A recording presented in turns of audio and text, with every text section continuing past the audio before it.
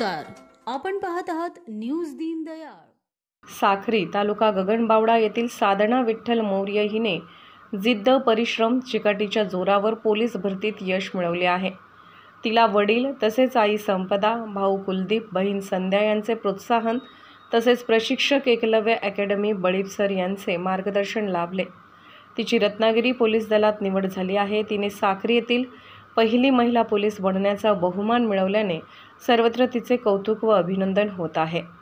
अशाच ताज्या व नाविन्यपूर्ण घडामोडी तसेच मनोरंजनात्मक व्हिडिओ पाहण्यासाठी व उत्तर द्या बक्षिसे घ्या स्पर्धेत सहभागी होण्यासाठी, त्याचबरोबर आपल्यावर किंवा आसपास अन्याय होत असेल, सामाजिक अडचणी असतील तर आम्हाला पाठवा। आम्ही निर्भीडपणे सर्वांसमोर दाखवून न्याय मिळवून देण्यास प्रयत्न करू। यासाठी आमचे 14 वर्षापासून विश्वासाचे न्यूज दीनदयाळ चॅनल सबस्क्राईब करा व शेअर करा ही विनंती।